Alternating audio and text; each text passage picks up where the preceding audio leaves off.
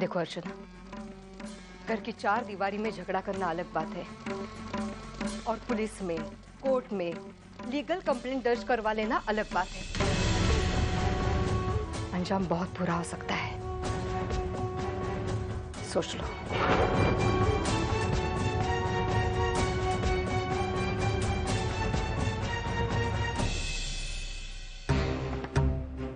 नहीं कर पाओगी ना अर्चना?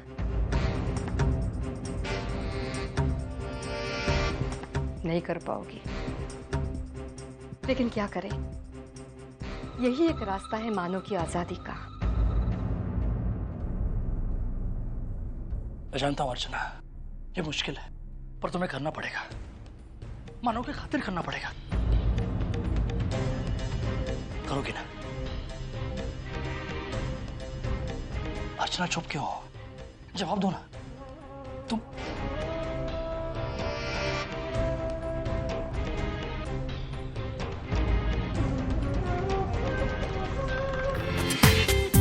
पूरा एपिसोड देखिए ZEE5 पर। तानाशाही नहीं चलेगी, मानव को छुड़ाना है। तानाशाही नहीं चलेगी, तानाशाही नहीं चलेगी। क्या हो रहा है सब?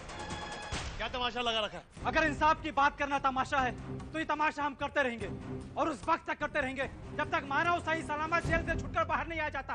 बकवास बंद करो। मैनेजमेंट ने तुम सबको वादा किया था जो मानव को जमानत पर छुड़ाएगी, और मैनेजमेंट अपने इरादे पर आज भी कायम है। बस थोड़ा वक्त लगेगा। अरे पिछले कई दिनों से मैनेजमेंट सिर्फ कोशिशें तो कर रही है, लेकिन रिजल्ट के नाम पर सब ठन गोपाल बहुत बेवकूफ बना चुके हैं आप लोग। अब और नहीं। एक मिनट, ये सब कायदे कानून की बातें, यहाँ पलक झपकते रिजल्ट्स नहीं मिलते और तुम लोग बिना कुछ जाने समझे मैनेजमेंट की बातों पर अविश्वास कैसे दिखा सकते हो?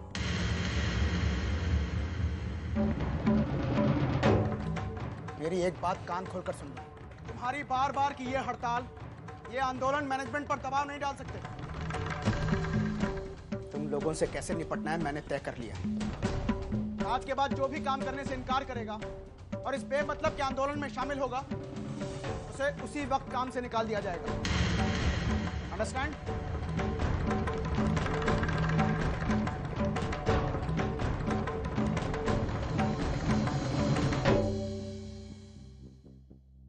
सतीश कहाँ है?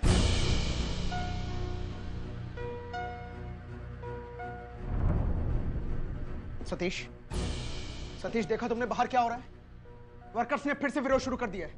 वही हड़ताल, वही आंदोलन। इस बार मैं किसी को नहीं छोड़ूंगा।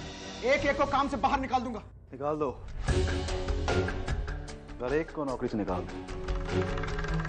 कोई भी आदमी जो हमारे खिलाफ बोलता है उसे कंपनी से निकाल कर बाहर दो। दूसरा पीछे आता है उसको भी निकाल कर। तीसरा, चौथा, जो भी मैनेजमेंट के खिलाफ बोलता है उन्हें निकाल कर बाहर फेंको। क्या चला जरा सारे वर्कर्स खत्म हो जाएंगे। हम बिना वर्कर्स के अपनी कंपनी चला लेंगे, खाली मशीन से काम करवा लें। वो भी नहीं हुआ तो कंपनी बंद कर देंगे। ठीक है ना? तुमने शराब पी है? हाँ यार रमेश, इसके अलावा और कोई रास्ता ही नहीं था। आगे खुली रखता हूँ तो अपने आप से नजरें नहीं मिला पाता हूँ। आंखें बंद रहेंगी तो नजरें मिलाने का सवाल ही नहीं उठेगा। सतीश, तुम अभी होश में नहीं हो, कुछ भी बोले जा रहे हो। तुमसे बाद में बात करता हूँ। रमेश, बड़े बुजुर्गों ने कहा है कि जब शराब अंदर जाती है तो सच्चाई खुद ब खुद बाहर आती है।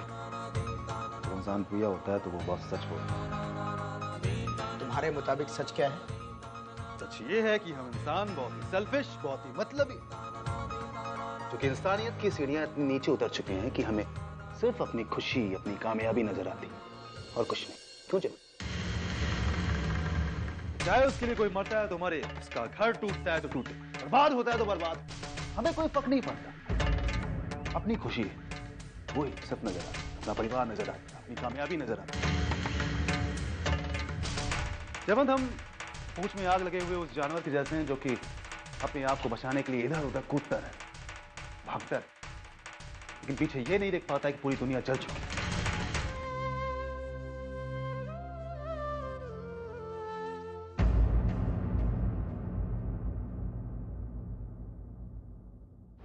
ताई प्लीज, तो अगर कल के बारे में कोई बात करने आई है तो मुझे कोई बात नहीं करनी, क्योंकि तू चाहे जितनी सफाई दे, तेरी कल की हरकत का जस्टिफिकेशन नहीं हो सकता। तुझे क्या लगता है तूने सतीश का इतना इंसल्ट किया, धर्मेश का थप्पड़ मारा और हम लोग चुपचाप खड़े होकर सब कुछ सहन करते रहे? वर्षिप ताई, ये नहीं हो सकता। हमारी वो ताई जिसकी हम दिल से ज्यादा इज्जत करते थे, वो तो रही नहीं है।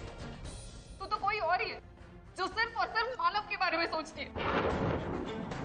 उसके प्यार में इतनी अंधी हो गई है कि तुझे सही और गलत का फैसला करना ही नहीं आता। कहते ना, प्यार इंसान को इंसान से जोड़ता है, लेकिन तेरा प्यार तुझे हमसे तोड़ रहा है। वर्षा तू ऐसा क्यों कह रही? वर्षा कम से कम तू तो मुझे समझ। क्या समझो ताई? हमारी तो सब कुछ समझ के बाहर हो चुका है। मुझे अभी मेरी बातें कड़वी लग रही है ना, लेकिन तेरी ये समझ में नहीं आ रहा है कि तेरा प्यार तुझे हमसे कहां से कहां लेके जा रहा है। हमें ये बात नहीं पता चल रही कि ये सब बातें हमें तुझे क्यों समझानी पड़ रही? तू ये क्यों नहीं समझ रही कि तू हमसे दूर जा रही है? ताई, दूर जा रही है तू हमसे। प्लीज, अब भी वक्त है, संभल जा ताई, अंजाम लोगों से दूर। जितनी हमें तेरी जरूरत है ना, उतनी तुझे भी हमारी जरूरत है ताई। बस क्या करूं, कहाँ जाऊं, कुछ समझ में नहीं आ रहा। मेरा एक फैसला न जाने कितनी जिंदगियों से जुड़ा हुआ, और अगर वो गलत हुआ तो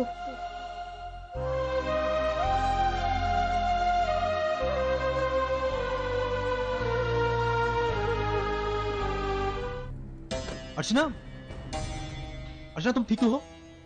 तुम्हें चोट तो नहीं है? कहाँ जा रही? चलो मैं तुम्हें छोड़ देता हूँ। नहीं सतीश, इसकी कोई जरूरत नहीं। वैसे आप मेरी जिंदगी पे बहुत एहसान कर चुके हैं। अर्चना, कहते हैं ना सतीश जी कि हमारी जिंदगी में आने वाला हर इंसान हमें कोई ना कोई सीख देकर जाता है। मेरे साथ भी कुछ ऐसे ही हुआ। मेरे दोस्त ने मुझे बहुत बड़ी सीख दी। मुझे मेरे दोस्त ने ये समझाया कि पूरी दुनिया में कभी किसी पर विश्वास मत कर, क्योंकि अपनों पर जब बारी आती है ना, तो अपने ही अपनों का साथ सबसे पहले छोड़ते हैं। आपको याद है सतीश जी, एक दिन आपने मुझसे कहा था कि अर्चना, मुझे तुम सबसे करीबी दोस्त समझना, और मैंने आपकी इसी बात पर विश्वास किया और आपसे दोस्ती कर ली। लेकिन आप वो दोस्ती नहीं निभा पाए सतीश जी। अर्चना, मैं ये नहीं कहूंगा कि तुम मुझे माफ कर दो। मैंने जो भी किया वो माफी के काबिल नहीं है अर्चना, लेकिन ये कहूंगा कि तुम एक बार खुद को मेरी जगह रख कर देखो। इंसान हर बार जानबूझकर गलती नहीं करता, कई बार मजबूरी में आकर आपको गलती करनी पड़ती है। हाँ सतीश जी, करनी पड़ती, लेकिन मैं उन सतीश जी को जानती थी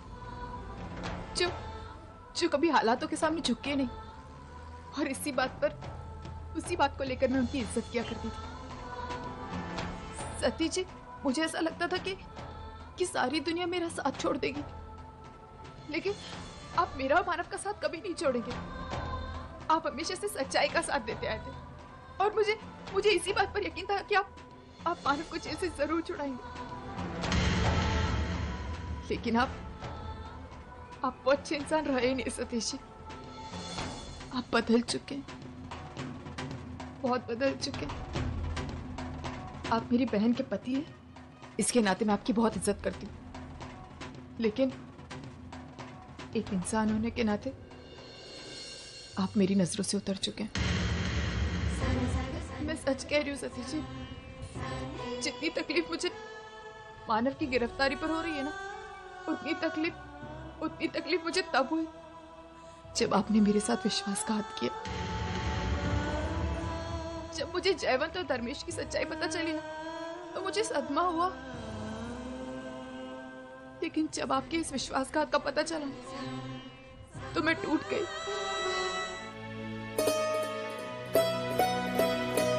कैसे छूटा? किसने दी जमानत? बोल नहीं, चमत्कार कैसे हो गया? बोल ना बेटा। सविता, उसे बैठने तो दे। श्रावणी बेटा, जा, पानी ला। बैठ बेटा। आजा आजा, बैठ बैठ बैठ बैठ। अब बता, ये सब कैसे हुआ? मानो पानी। अब तो आपको पता चल गया ना कि कौन अपना है और कौन पराया। जिन लोगों के लिए आप दिन रात सोचा करते थे, जिनके लिए आपने अपनी हर खुशी दे दी, उन्हीं लोगों ने आपके साथ कितना बुरा बर्ताव किया है। ये सही बोल रही है। ये अर्चना और उसके घर वालों की पूरी साजिश है। अगर उनका दिल चाहता था ना तो तुझे फांसी पर भी चढ़ा देते थे। लेकिन बेटा, दुनिया में अच्छाई की कदर करने वाले लोग भी होते हैं।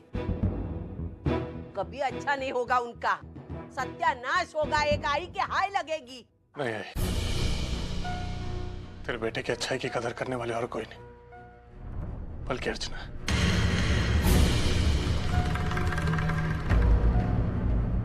आज तेरा बेटा बाहर इसलिए क्योंकि अर्चना ने अपने आप को पुलिस के हवाले कर दिया। तू वही है ना जो उस दिन मानव को धमका रहा था?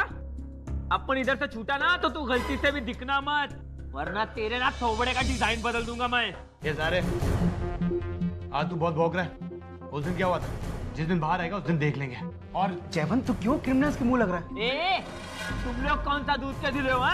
अपन क्रिमिनल है ना तो जो करता है खुलेआम करता है, तेरी तरह किसी की पीठ पे बाहर नहीं करता। ए, जो बैठता कि मैं आऊं उधर। धर्मेश, कैसे हैं आप? हाँ, ठीक हूँ। बस बेइज्जती की हद हो गई। इंस्पेक्टर साहब, ये इनके जमानत के पेपर।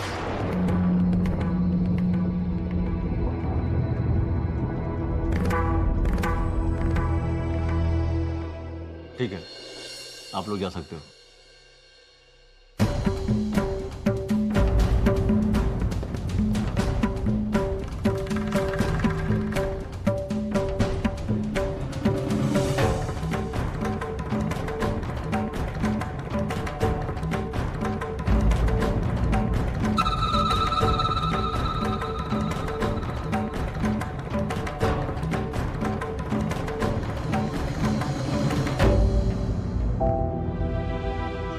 अर्चू, चल।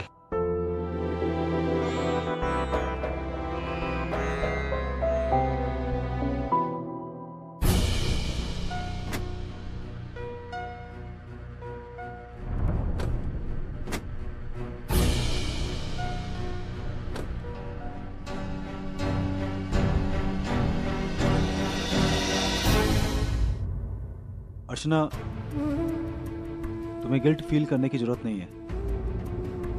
तुमने जो भी किया वो बिल्कुल सही किया।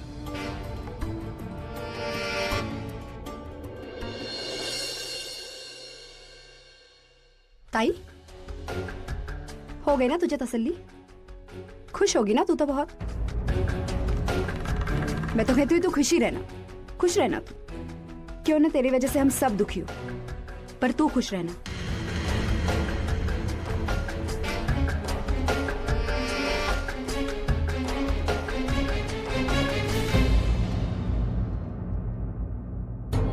अर्चू, चल, घर चल।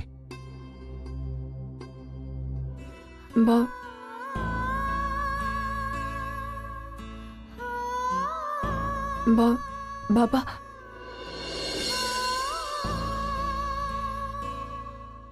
पड़ गई कलेजे में ठंडक। आखिर तूने अपने दोनों बहनों को और होने वाले पति को जेल में डाल ही दिया ना। मैं किसी को जेल नहीं भेजना चाहती थी। मैं सिर्फ मानव को जेल से छुड़ाना चाहती थी और कुछ नहीं, और इसीलिए ये सब कुछ हो गया। मेरे पास इसके अलावा और कोई चारा नहीं था। लेकिन इसका अंजाम क्या होगा सोचा है? तेरा अपनों के साथ रिश्ता, तेरी शादी, इसका भविष्य क्या होगा? ये सब कुछ मैं नहीं जानती। मैं सिर्फ इतना चाहती हूँ कि मैंने जो कुछ भी किया बहुत सोच समझ कर किया। अगर गुनहगार कोई घर का इंसान है इसका मतलब ये नहीं कि वो गुनहगार नहीं कहलाएगा। उसे भी उसकी सजा मिलनी चाहिए और इसीलिए मैंने मैनेजमेंट के खिलाफ कंप्लेंट की और मानव को जेल से छुड़ाने का फर्ज पूरा किया।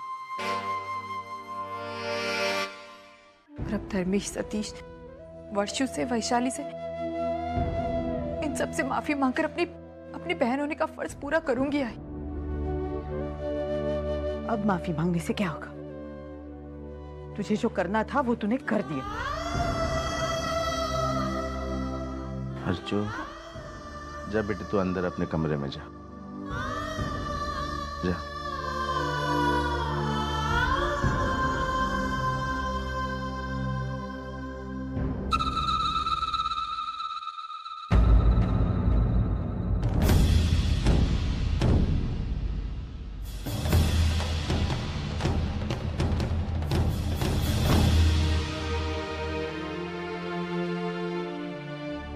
बेटा, किसको फोन कर रहा है?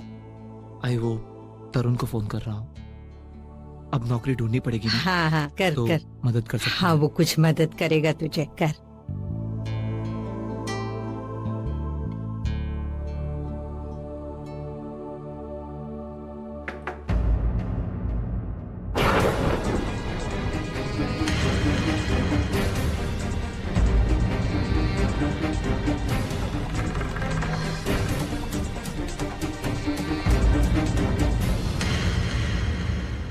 मुझे यहाँ पर देख करके आप सबका चौंकना जायज है, लेकिन मैं यहाँ पर एक खास मकसद से आया हूं।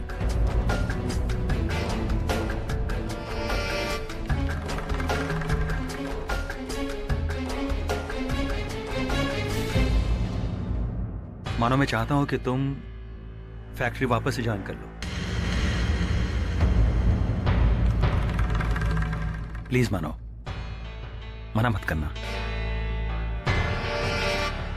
ऐसा करके मैं तुम पे कोई एहसान नहीं कर रहा हूं, मैं सिर्फ अपनी गलतियों का प्रायश्चित कर रहा हूं। अगर मैं तुम्हें वापस काम पे नहीं रखता हूं तो वो हमारी सबसे बड़ी गलती होगी, और फिर हो सकता है कि तुम्हें वापस काम पे न रखने पर बाकी वर्कर्स भी काम पे ना आए। डीएस कंपनी का पार्टनर होने के नाते मैं तुम्हें वापस काम पे आने का ऑफर दे रहा हूं, वो भी इंक्रीमेंट के साथ में।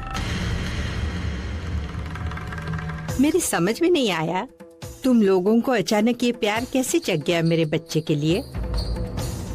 कल तक तो तुम लोग उसके जान के दुश्मन थे ना? आई, मैं नहीं जानता हूं कि ऐसा मैं क्या करूं कि आपको मेरी बात पर विश्वास हो, लेकिन हाँ, ये जरूर कहूंगा कि अगर मानो हमारी कंपनी में वापस से आता है तो मुझे बहुत खुशी होगी।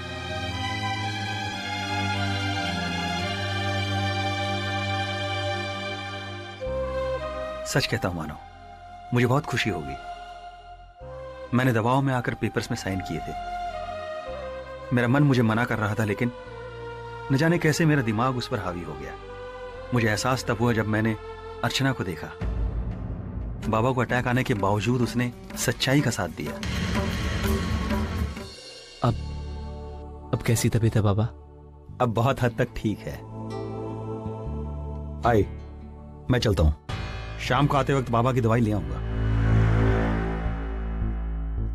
अरे टिफिन।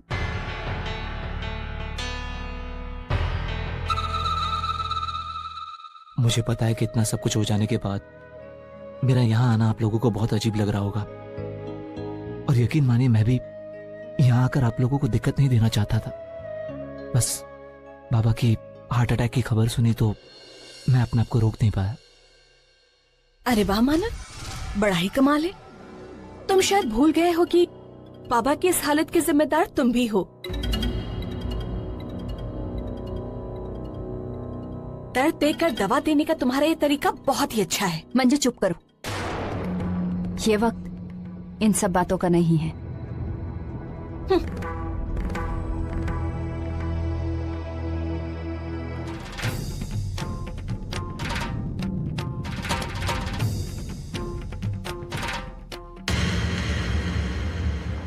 तुम्हें फिर से काम पर रखा गया है, लेकिन इसका मतलब यह नहीं है कि मैंने तुम्हें माफ कर दिया। तुम्हारी वजह से मेरी जो बेइज्जती हुई है उसे ना मैं भूला हूं और ना ही भूलूंगा। मैं तो कभी नहीं चाहता था कि तुम यहां आओ, लेकिन सतीश की वजह से। खैर, अब जब आ ही गए हो तो जरा संभल कर। तुम्हारी एक गलती and you will be thrown out. Understand?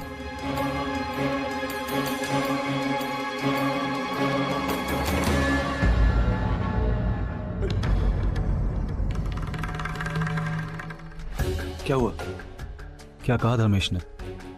वो कह रहे थे कि नए असाइनमेंट के बारे में कह रहे। तुम झूठ नहीं बोल पाते हो, पकड़े जाते हो। वैसे भी धर्मेश यहाँ पर आकर तुमसे क्या कहेगा वो मैं अच्छे से जानता हूँ, लेकिन एक बात याद रखना, जब तक मैं यहाँ पर हूँ तुम्हें किसी से भी डरने की जरूरत नहीं है। तू अंदर जा, तो अंदर जाकर मैथ्स की पढ़ाई कर, हिस्ट्री में तुझे बाद में पढ़ा दूंगी। नहीं, मुझे आता से ही पढ़ना है। उनकी समझाई हुई बातें मुझे जल्दी समझ में आ जाती है। अरे वही तो प्रॉब्लम है, पता नहीं क्या कुछ सिखा पढ़ा देगी तुझे। चल अंदर जा। वही क्या बात है, आप इस तरह पुन्नी से? क्योंकि मैं नहीं चाहती कि मेरी बेटी किसी ऐसी औरत के साथ में रहे जिसका अपना कोई चरित्र ही नहीं हो। वही क्यों? क्या हुआ? ऐसे क्या देख रही हो मुझे? मैंने क्या कुछ गलत कहा है? अर्चू, जिस तरह से तुम मानव और जैवन की जिंदगी के साथ खिलवाड़ कर रही हो ना, कोई भी समझदार इंसान उसे देखकर यही कहेगा। मैं इस मामले में कुछ कहना नहीं चाहती। पहले भी हम बहुत बार बातों को लेकर डिस्कस कर चुके हैं, पर मुझे ऐसा लगता है अब मैं कुछ कहूंगी तो गलतफहमियां और बढ़ जाएंगी। और एक और बात, वही मैं एक विनती जरूर करूंगी पप्पा से कि वो आपको थोड़ी सी समझ दे, जिससे कि आप मेरे और मानव के रिश्ते को समझ सके। और हाँ वही, मैं जैवन से शादी इसलिए कर रही हूँ क्योंकि इसमें मेरे परिवार का सुख है, ना कि मेरा। और मैं इस रिश्ते को भी उतनी अहमियत दूंगी जितनी मैंने मानव और मेरे रिश्ते को दी थी। ठीक है अर्जुन, हम सब भी देखते हैं कि जैवन से शादी के बाद मानव के साथ तुम्हारी रासलीला कम होती है या यूं ही चलती रहेगी जैसे कि आज चल रही है।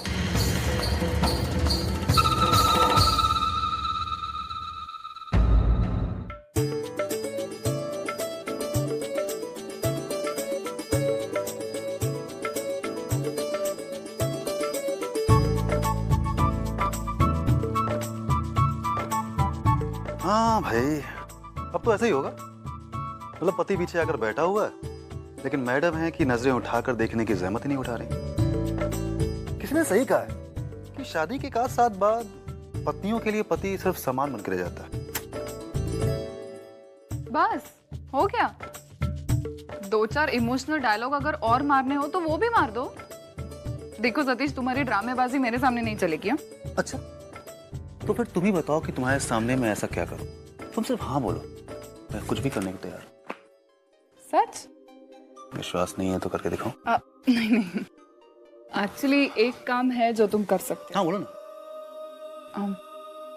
आज रात को सोने से पहले बिस्तर तुम लगाओगे?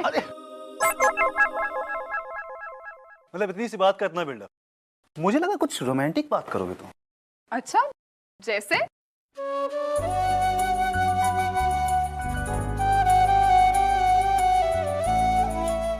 जैसे हम दोनों एक दूसरे की आंखों की गहराई में डूब जाएं, ना कुछ कहें ना कुछ सुने, सिर्फ एक दूसरे में खो जाएं। सतीश प्लीज, तुम जाओ यहाँ से, क्योंकि तुम जब भी आते हो मेरा कंसंट्रेशन बिगाड़ देते हो। और तुम मुझे किसी और चीज में कंसंट्रेट करने नहीं देते। क्या बात है, आज आप बहुत रोमांटिक मूड में? आज मैं बहुत खुश हूँ। प्लीज मुझे अपना काम खत्म कर लेने दो। बाय द वे, आज वैशु का फोन आया था और वो कह रही थी कि धर्मेश बहुत अपसेट है। तुम्हारा मानव को काम पर वापस रख लेने का फैसला उसे बिल्कुल पसंद नहीं आया। उषा, मेरे फैसले पर कौन क्या सोचता है क्या नहीं सोचता है उससे मुझे कोई फर्क नहीं पड़ता, क्योंकि मैं जानता हूं मैं सही हूं। और मैं किसी के भी कहने पे अपना फैसला बदलने वाला नहीं हूँ। लेकिन सतीश, अगर मानव की वजह से तुम दोनों के बीच में डिफरेंसेस हो रही हैं, तो फिर इसमें कौन सी समझदारी है? ऐसा तुम कह रही हो वर्षा? अगर वक्त मिले तो एक बार अपने अतीत में जाकर देखना और याद करना कि मानव ने तुम्हारे लिए क्या किया था। उसके बाद भी अगर तुम्हें लगता है कि तुम सही हो, तो मुझे लगता है कि तुम गलत हो।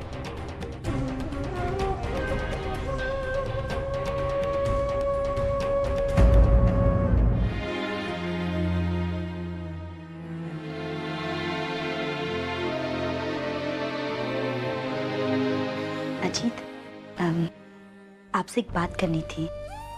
कौन? थैंक्स। थैंक्स? किस लिए? अजीत, पिछले कई दिनों से दादा जेल में थे और जिस तरह से आपने आई बाबा का ध्यान रखा, उन्हें सपोर्ट किया और दादा को जेल से बाहर निकालने के लिए आपने कितनी कोशिश की, मुझे तो समझ में नहीं आ रहा कि मैं आपको किस तरह से। मैंने कुछ खास नहीं किया, सच। एक दामाद होने के नाते मेरा फर्ज बनता है कि मैं बुरे समय में उस परिवार के साथ में रहूं, उन्हें सपोर्ट करूं और फिर उस परिवार के न जाने कितना एहसान है मुझ पर। अजीत। हाँ बंधु, उस घर के बेटे ने मेरे अंदर के इंसान को जगाया और उस घर की बेटी ने मेरी जिंदगी संवारी है। सच कहूं बंधु, उस परिवार के लिए मैं अपनी जान भी दे दूं ना, तो भी कम है। अजीत, आपकी जान के साथ मेरी जान जुड़ी है, भूलकर भी इसे गंवाने की बात मत कीजिएगा। बंधु,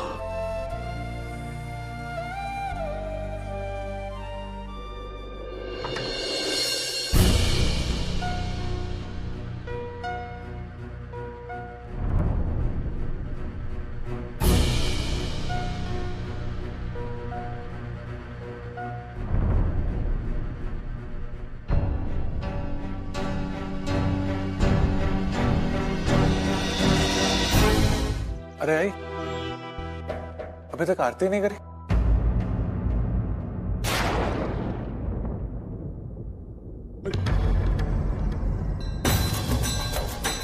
जब तक तेरी और श्रावणी की शादी नहीं होती, इस घर में आरती पूजा नहीं होगी।